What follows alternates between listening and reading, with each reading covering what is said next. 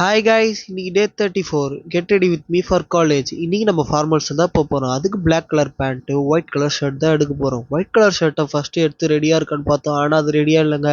அங்கங்கே சுருக்கு வந்த காரணத்தினால் அயன் பண்ணாங்க. எப்பவுமே அயன் பண்ணால் தான் ஒரு சட்டை ரொம்ப நல்லா இருக்கும்.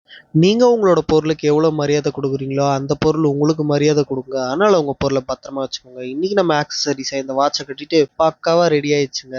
அப்படியே காலேஜ் உள்ள என்ட்ரி கொடுத்தா ஃபர்ஸ்ட் பீரியட் லேட்டாக போனதுனால வெளில நிற்க சொல்லிட்டாங்க. இன்னைக்கு எங்கள் காலேஜில் ஃபர்ஸ்ட் இயர் ஃபங்க்ஷன் வந்துச்சு. அதனால எங்கள் மேம் காலையில் லேட்டாக தாங்க வந்தாங்க. அதுக்குள்ளே நான் இங்கே வீடியோ எடுக்க ஆரம்பிச்சிட்டேன். என் கண்ணில் வேற கட்டி வந்துச்சுங்க. என்ன பண்ணுறது?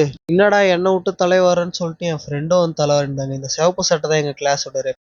நீங்கள் எப்பவுமே ஒரு டீசெண்டான இடத்துக்கு போகும்போது டீசெண்டாக ட்ரெஸ் பண்ணிட்டு போங்க. அது உங்களுக்கு மரியாதையை நிறைய தரும். அது மட்டும் இல்லாமல் அப்போதாங்க நீங்கள் செல்ஃப் கான்ஃபிடென்ஸாக ஃபீல் பண்ணுவீங்க. அப்படி ஃபீல் பண்ணீங்கன்னா உங்கள் கோல்ஸை நோக்கி உங்களால் போக முடியும். இதை நீங்கள் பார்த்தோன்னே ஸ்டிக்கர்லாம் நினைக்காதீங்க. இது என் ஃப்ரெண்டு தான் வரைஞ்சான். ஒருத்தருக்குள்ளேயும் ஒரு திறமை இருக்கும். உங்களோட திறமையை கண்டுபிடிச்சி அதை ப்ராப்பரான வேலை அப்கிரேட் பண்ணீங்கன்னா உங்களால் பெரிய பெரிய விஷயத்த சாதிக்க முடியுங்க. ஏதாச்சும் ஒரு விஷயத்தில் பார்ட்டிசிபேட் பண்ணுங்கள். மறக்காமல் நம்ம சேனலை சப்ஸ்கிரைப்.